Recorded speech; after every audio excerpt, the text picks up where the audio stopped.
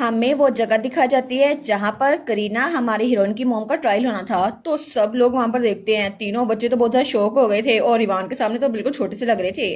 तो तब एडमिन कहता है ये जगह ग्रैंड ड्यूक डेल्फियोस की 300 साल पहले थी और ऐसा कहा जाता है कि जैसे उन्होंने बगावत की ये जगह एक कोर्ट बन गई। तो हमारी कहती है तुम्हें इतनी इन्फॉर्मेशन कैसे पता? वो कहता है ये बुक जो तुमने आते हुए खरीदी थी ना, मैंने उसमें पढ़ा था। वो कहती है इतनी जल्दी तुम्हें सब कुछ याद हो गया? तो तभी मैं कल कहता है अच्छा ठीक है, मैं तो भाग रहा था। और तब वो लोग कोर्ट के अंदर जा रहे थे। तो इवान कहता है मैं पहली बार कोर्ट में आऊं। तो तभी हमारी कहते हैं इवान इवान। तो वो कहता है जी क्या हुआ माय लेडी? तो वो कहती है आखिर ये सब कुछ ऐसे कैसे हो गया? तुम्हें तो यहाँ आने की जरूरत ही नहीं थी और तुम यहाँ पर क्यों आए हो? तो वो कहता है ड्यूक ने मुझे बुलाया था, मेरे पास और कोई रास्ता नहीं था। और वैसे भी आपको फिक्र करने की जरूरत नहीं है। ड्यूक फिक्रमंद हो रहे थे तो उन्होंने ये तरीका इस्तेमाल किया ताकि आप अकेले न रहें। वो कहती है हाँ हाँ मुझे पता है, लेकिन वो सोचती है मैं इस प्योर सोल का क्या करूं, इसको तो किसी पे शक ही नहीं होता और ड्यूक तो ईवल है ये तो मैं भी जानती हूँ, लेकिन इसको ड्यूक पे शक क्यों नहीं होता? तो तब वो पीछे मुड़ कहती है और तुम दोनों जरा करीब ही रहना। तो वो दोनों इधर तो देखने में मगन थे। हमान कहती है मेरे कंधे तो बहुत ज्यादा दर्द करे, आखिर इन लोगों को कैसे संभालूंगी। लेकिन तभी वो लोग अंदर आ गए थे और वहां पर बहुत सारे नोबल्स बैठे हुए थे और हर कोई हमारी हीरोइन को देख रहा था। तो तब मिकाल तो इवान के साथ बैठा हुआ था और हमारी सोचती है सब लोग यहाँ पे, सब लोग को पता है कि मैं कौन हूँ, हर किसी को पता है कि मैं करीना की बेटी हूँ जो कि एक कातिल है। लेकिन तब वो सोचती है अभी तक तो मैं अच्छे मूड में थी। तो तभी वहां पर कोई बात कर रहा था, ये लड़का जिसके काले बाल है ये ड्यूक इस्तेबान का बेटा है ना, लेकिन ये तो सेम टू सेम ड्यूक की तरह दिखता है। तो हमारी सोचती है ओहो अच्छा हुआ इनकी नजर मुझसे हट गई। लेकिन एडविन तो मेन कैरेक्टर है ना, तो उस पे सबकी नजर पड़ गई। वो कहती है एडविन तुम ठीक हो? तो एडविन कहता है क्या? वो कहती है सब लोग तुम पे देख रहे हैं लेकिन प्लीज प्रेशराइज ना होना, ठीक है? तो तब उसके हाथ पे रखता है। वो कहता है हाँ बिल्कुल, ये बिल्कुल ठीक है क्योंकि तुम मेरे साथ हो ना। तो वो कहती है हाँ ठीक है और दोनों एक दूसरे का हाथ पकड़ लेते हैं। वो कहती है ठीक है जब तक सब ठीक नहीं रहता हम लोग ऐसे ही रहेंगे। और तब वहां बालकनी में कोई बैठा हुआ था और हमारी एलिस और एडविन को देख रहा था। तो वहां पे एम्पर था। वो कहता है ये बच्ची ये एलिस है ना? तो ड्यूक कहता है हाँ बिल्कुल। तो एम्पर कहता है ऐसा लगता है कि तुम्हारे साथ उसका अच्छा ताल्लुक है ना? तो ड्यूक इस जबान वो कुछ नहीं बोलता।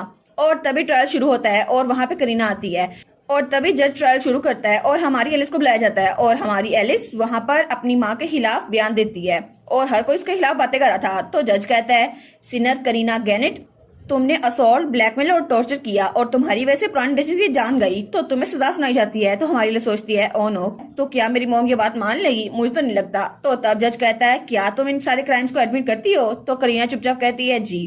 तो हमान कहती है क्या? ये तो बहुत ज्यादा अजीब है, नॉर्मली तो वो बहुत हंगामा करती है लेकिन अभी उन्होंने आसानी से बात मान ली, आखिर वो इतनी काम क्यों है? तो तभी जज कहता है ठीक है करीना गैनेट को यहाँ से भेज दिया जाएगा और दोबारा कभी भी वो इस कंट्री में पाँव नहीं रख सकती, इसलिए हम उसे यहाँ से निकाल देंगे इस पूरे एम्पायर से। और फैसला हो चुका था। तो तब इवान और तीनों बच्चे वापस जा रहे थे लेकिन हमारी लिए सोचती है ये तो बहुत ज्यादा अजीब है क्योंकि असल में उसे डेथ पेनल्टी मिलनी थी क्योंकि उसने डचेस की जान ली थी, लेकिन उसको ऐसा क्यों नहीं किया गया? लेकिन ड्यूक ने क्या बाहर से प्रेशर दिया था कि उसे जान से ना मार जाए? लेकिन ऐसा क्यों था? आखिर ड्यूक ऐसा क्यों कर रहा था? और मुझे ये नहीं पता कि करीना के पास कोई और सीक्रेट है जिसका मुझे नहीं पता। तो तभी वान उसके कंधे पे हाथ रखता है। वो कहता है लेडी केयरफुल रहिएगा। वो कहती है हाँ। तो वो कहता है आप ठीक तो हैं? वो कहती है हाँ मैं बिल्कुल ठीक हूँ। तो एडमिन को देखता है तो इवान कहता है क्या हम लोग कैप्टन में वाक के लिए चले? मैं ड्यूक से परमिशन लेकर आता हूँ। वो कहती है हाँ हाँ एक जगह मुझे भी जाना है। तो तब इसको कोई बुलाता है लेडी गैनेट। तो हमारी यूनिट आ जाती है। वो कहती है अब कौन आ गया? तो वहां पे एक आदमी आया था। वो कहता है ड्यूक आपको बुला रहे हैं। वो कहती है मुझे?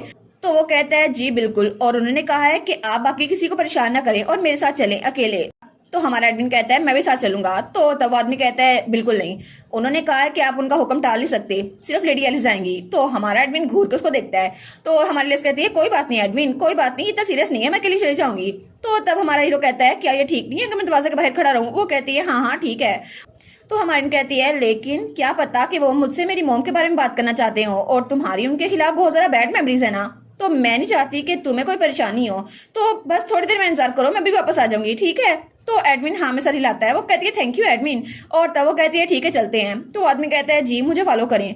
और तब वो एक कमरे के बाहर पहुंचा था। वो कहता है ड्यूक लेडी गैनेट आ चुकी हैं। तो तब ड्यूक की आवाज आती है अंदर आ जाओ। तो तभी दरवाजा खुलता है और हमारी एलिस वहां पर देखती है और तब वो चल के अंदर आ रही थी लेकिन अंदर दो लोग बैठे हुए थे, एम्पर और ड्यूक। और तब वो एम्पर बहुत ज्यादा अजीब लग रहा था। तो हमारी हीरोइन उसको देखती है और तब वो सोचती है मुझे इसे ग्रीट करना चाहिए। वो कहती है क्या आप कल रात आराम से सोए एम्पर? और आपसे मिलकर बहुत ज्यादा खुशी हुई। और तब उसके सामने झुकी हुई थी क्योंकि ये ईस्ट का असूल था कि जब भी एम्पर से मिला जाए उसके सामने झुका जाए। लेकिन उसको देखकर वो दोनों हक्के बक्के रह जाते हैं। वो कहते हैं क्या ये ऐसा क्यों कर रही है? तो हमारे लिए सोचती है ओ नो, कहीं मैंने कुछ गलत तो नहीं कर दिया, क्योंकि नावल में तो मैंने यही पढ़ा था ना, लेकिन असल में एम्परर के सामने झुकना नहीं था। तब वो हमें बताती है मैंने जो ओरिजिनल नावल में पढ़ा था ये एम्परर है, और ओरिजिनल फ्रेमवर्क के हिसाब से ये तो बहुत ज्यादा स्ट्रॉन्ग विलन है, और इसने बहुत ज्यादा तबाही मचाई थी। इसने मिकाइल को मारने की कोशिश की थी जब उसे पता चला कि मिकाइल के पास डिवाइन पावर है और वो किसी को भी हील कर सकता है। लेकिन बाद में जब एडविन उसको बचाने के लिए आया तो ड्यूक इस्तबान के साथ साथ वो भी वहां से भाग गया, और तब वो बहुत ज्यादा डरा हुआ था क्योंकि एडविन उसे पकड़ लिया और फिर उसका ताज उससे छीन लिया गया। जब वो मर गया तो वो ताज बेकार पड़ा था, लेकिन उसके बाद एडविन वो थ्रोन हासिल कर चुका था और सारा मसला तब हल हुआ। लेकिन तब वो वहां सोफे पे बैठ चुकी थी। वो सोचती है एनीवेज एम्परर तो सबसे पावरफुल इंसान है ना इस पूरी दुनिया में, तो आखिर जब मैं इतनी ज्यादा कमजोर हूँ और उनके सामने झुकी थी तो उन्होंने मेरा मजाक क्यों उड़ाया था? ये लोग मेरी बात क्यों नहीं समझते? मैं तो बस यहाँ पे जज करने की कोशिश कर रही हूँ। तो तभी वो लोग बिल्कुल खामोश थे। तो तब हमारी सोचती है आखिर उन्होंने मुझे बुलाया क्यों? तो एम्परर वो कहता है अच्छा ये तो बिल्कुल सिमिलर है, लेकिन तुम कितने साल की हो? तो हमारी कहती है मैं 7 साल की हूँ। तो एम्परर वो कहता है ठीक है, मुझे लगता है कि अभी ये बहुत ज्यादा छोटी है तो मुझे अभी इसकी जरूरत नहीं है। और तब वो कहता है अभी बहुत ज्यादा लंबा अरसा पड़ा है। तो ड्यूक कहता है हाँ बिल्कुल बहुत ज्यादा लंबा अरसा। तो हमारी सोचती है क्या लंबा अरसा, लेकिन किसके लिए? तो तब वो कहता है तुम्हें पता है मैं क्या बात कर रहा हूँ? तो हमारी कहती है नहीं नहीं मुझे नहीं पता आप क्या बात कर रहे हैं, लेकिन मेरा दिमाग बहुत ज्यादा छोटा है ना तो मुझे पता नहीं चल सकता। तो वो कहता है अच्छा तो ये तरीका तुम्हें ड्यूक ने सिखाया है? तो ड्यूक कहता है नहीं पहली बार मैं भी यही सुन रहा हूँ। तो हमारी तो बड़ी एम्बेरस हो गई थी। तो तब एम्प्रेस स्माइल करता है, वो कहता है अच्छा तुम तो बड़ा ज्यादा इंटरेस्टिंग बच्ची हो। और फिर वो कहता है कितने और साल चाहिए होंगे? तो ड्यूक कहता है 10 साल और। तो वो कहता है ठीक है तब तक तुम इसे अपने पास ही रखो क्योंकि जब मुझे इसकी जरूरत पड़ेगी मैं इसको ले लूंगा। तो हमारी सोचती है कि यार ये मुझे क्यों लेगा, आखिर ये मेरे बारे में ऐसे बातें क्यों कर रहे हैं? मैं अभी छोटी बच्ची हूँ और 10 साल बाद तो मैं 17 साल की होंगी, कहीं ये कुछ अजीब तो प्लान नहीं करे कि मुझे वहां पे महल में ले जाया जाए। लेकिन ये एम्परर तो बुढ़ा है, आखिर इसको मेरे से क्या मसला होगा? तो तब वो लोग आपस में बातें किए जा रहे थे और हमारी हीरोइन तो डरी हुई बैठी थी। तो तब एम्परर अपनी चाय पीता, वो कहता है ठीक है जैसा मैंने कहा वैसे ही करो, इसके अलावा कोई रास्ता नहीं है, और ठीक है बच्ची तुमसे 10 सालों में मिलता हूँ। तो हमारी हीरोइन को तो पसीने आ रहे थे। वो कहती है किया, और उसके बाद ड्यूक उसके साथी और हमारे लिए वहां जा रहे थे। तो तब हमारी सोचती है पता नहीं ये क्या कर रहे थे। तो वो कहती है ड्यूक। तो ड्यूक कहता है आखिर तुम्हें कैसे पता था कि वो आदमी हिज मैजेस्टी है? तो तब उसकी तरफ देखती है, वो कहती है जी। तो तब वो कहता है तुम पहली बार उससे मिल रही थी लेकिन तुम्हें पता कैसे चला? तो वो कहती है क्योंकि मैंने एम्पीरियल फैमिली के बारे में पढ़ा था ना, और वैसे भी वो आप जरा हाई स्टेटस के थे तो मुझे लगा वो एम्परर ही होंगे, क्या वो नहीं थे? तो ड्यूक कहता है हाँ बिल्कुल, जितना मैंने सोचा था तुम तो जरा चालाक हो। तो वो कहती है आपने सोचा था? तो तब वो कहती है लेकिन ड्यूक। तो ड्यूक कहता है हाँ क्या हुआ? तो वो कहती है आपको पता है ना मैं अभी भी 7 साल की हूँ है ना? तो ड्यूक कहता है तुम क्यों पूछ रही हो? तो वो कहती है ही नहीं मैं तो बस कुछ सोच रही थी। और वो सोचती है मुझे डर है कि ये किसी अजीब वजह से मुझे एम्परर के पास ना दे दे। तो तब वो कहती है मैं तो बस ये कह रही थी। तो ड्यूक कहता है कुछ भी मत सोचो, अभी तुम बच्ची हो, वैसे भी 10 साल पड़े हैं, उसके बाद तुम सोच सकती हो। तो हान कहती है जी जी आप सही कह रहे हैं, लेकिन वो दिल में सोचती है ये कुछ अजीब प्लान ना कर रहा हो बस। तो ड्यूक कहता है मुझे नहीं पता कि तुम क्या इमेजिन कर रही हो, लेकिन अगर कोई जानवर उड़ने की कोशिश करेगा ना तो वो जमीन पे गिर जाएगा। तो हमन कहती है हैं जमीन पे गिर जाएगा? तो ड्यूक कहता है ठीक है इसको गाड़ी तक ले जाओ। तो उसका साथी कहता है जी माय लॉर्ड। तब हमारी उसको देखती है तो आदमी कहता है चले माय लेडी। तो हमारी ड्यूक को देखती है और ड्यूक वहां जा रहा था। तो हमारी सोचती है मुझे सही वजह तो पूछनी चाहिए, लेकिन ड्यूक तो मुझे कुछ बता ही नहीं रहा। और उसके बाद हमें एक बगी दिखा जाती है जो कि ड्यूक की बगी थी। तो ड्यूक वहां पर बैठा था और उसके हाथ में एक डॉक्यूमेंट था। वो कहता है लेट्स सी, वो तो बिल्कुल एक स्मॉल एनिमल की तरह है जो यहाँ से उड़ना चाहती है, लेकिन वो यहाँ से उड़ नहीं सकती, वो यहाँ से बच के जा नहीं सकती। और इसके अलावा क्या तुम्हें इस लड़की का पता चला जिसने वो लीव भेजा था? वही लड़की जिसने वो चाय के लीव्स भेजे थे। तो उसका साथी कहता है नहीं सर उस बारे में कोई भी साइन नहीं मिला, ऐसा लगता है वो किसी और कंट्री में चली गई है। तो वो कहता है टेम्पल में या किसी और जगह पर? वो कहता है जी मुझे लगता है ऐसा ही कुछ है।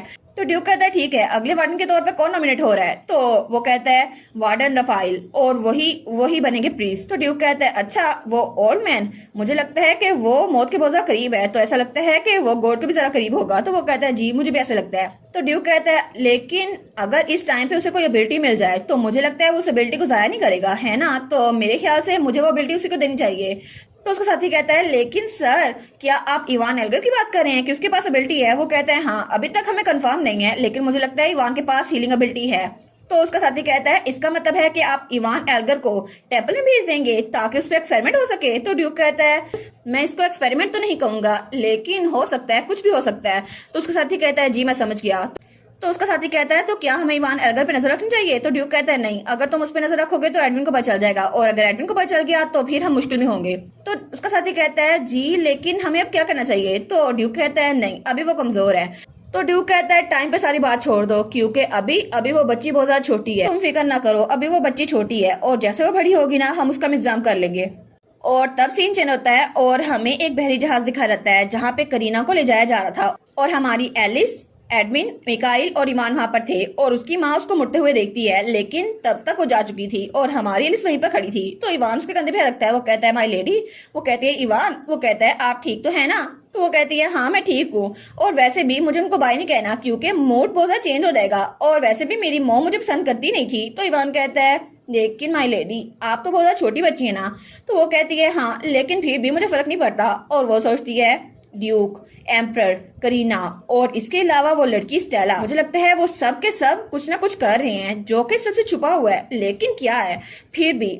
और तब एडमिन का हाथ पकड़ती है और मिकाइल का हाथ पकड़ती है। तो तब मिकाइल कहता है एलिस क्या कर रही हो? तो वो उनका हाथ पकड़ती है और वहां से लगती है। वो कहती है कोई भी इंसान मेन कैरेक्टर को हरा नहीं सकता, एडविन और ईमान मेरे साथ है ना? और तब वो उनके साथ खुशी से वहां से जा रही थी और पीछे ईमान खड़ा था। वो कहती है क्योंकि मेन कैरेक्टर तो मेरे साथ है ना, तो बस मुझे हेल्दी रहना है और सिक नहीं होना, फिर तो हम लोग अच्छे से बड़े होंगे ना। तो मिकाइल कहता है मुझे जाने दो। तो एलिस कहती है नहीं नहीं तुम नहीं जा सकते। तो एडविन कहता है हम लोग साथ रहते हैं ना एलिस, उसे जाने दो। वो कहती है नहीं नहीं हम तीनों ही साथ रहेंगे।